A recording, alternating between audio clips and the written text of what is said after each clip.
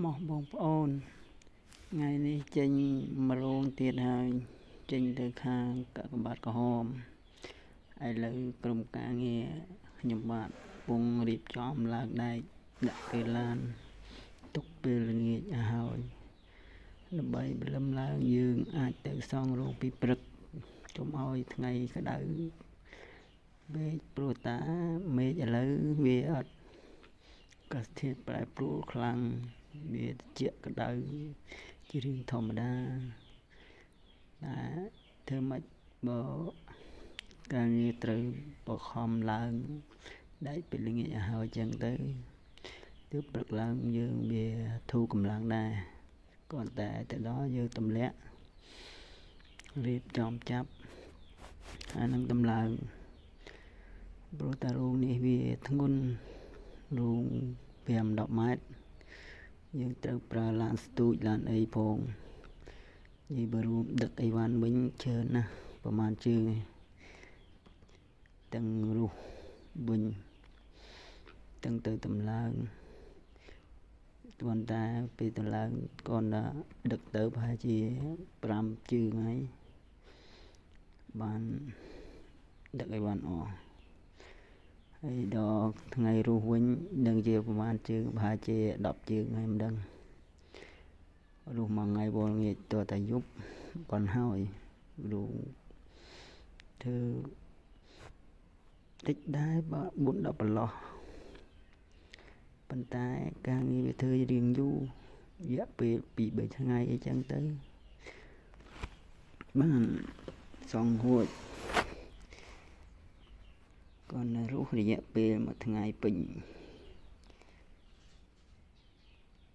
ក្រុមការងារអត់សូវមានមនុស្សទេឥឡូវសល់គ្នាប៉ុន្មានអ្នកប្រហែល12អ្នកឥឡូវរោងធ្លាប់ធ្វើរដងធ្វើចាប់ពី18អ្នកឡើងតែឥឡូវនៅសល់តែ12អ្នកតើអីធ្វើតាមដំណើរមានកម្លាំងប្រមាណក៏ធ្វើប៉ុណ្ណឹងកុំឲ្យបងប្អូនយើងហត់ពេកគ្នាច្រើនទៅវាហត់គ្នាតិចចឹងវាអត់ធ្វើហត់ទេហត់តែកម្លាំងតែអត់ហត់ចិត្តយើងខំស៊ូដើម្បីឲ្យតកាយយើងរីកចម្រើនចឹងពេលតកាយយើងបាន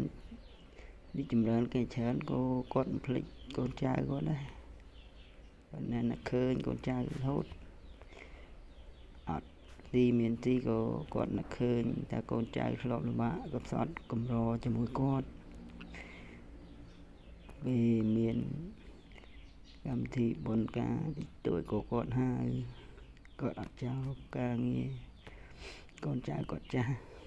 ចឹងទៅតាមតាណាមានប្រមាណក៏ធ្វើប៉ុណ្ណឹងដើម្បីឲ្យកូនចៅគាត់បានលុយចាយបន្តកុំឲ្យអត់ពេកមួយខែពីរខែវាបានទាន់ចាយតគ្នាចឹងទៅថាវាមិនបានជាប់ទិដ្ឋេតែបានមួយរយៈពេលតិចតួចគាត់បានគ្រប់គង់គ្រួសារចាយវាមិនគ្រប់គ្រាន់ណាតែវាអាចទៅមុខតបានបដាអញ្ចឹងទៅតែធ្វើម៉េចមករូងយើងវាអត់ទៅនេះដើរទៅមុខដោយថាបច្ចុប្បន្នឥឡូវវាធ្លាក់នេះច្រើនចឹងក៏អត់សូវមានលុយវាពិបាកដែរមានលុយតិចតួចជួររោងមើមបានបើថាទៅជួររោងលំដាប់វាអស់ច្រើនតាមរោងនីមួយនឹងក្រុមចុងភៅបើថាក្រុមចុងភៅរបស់គាត់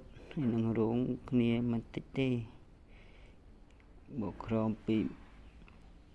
300នាក់អីចឹងទៅទាំងរោងទាំងចុងភៅទាំងអស់ជាចុងក្រោយក៏សូមគោរព ជំរាបលាពុកម៉ែបងប្អូនទាំងអស់គ្នា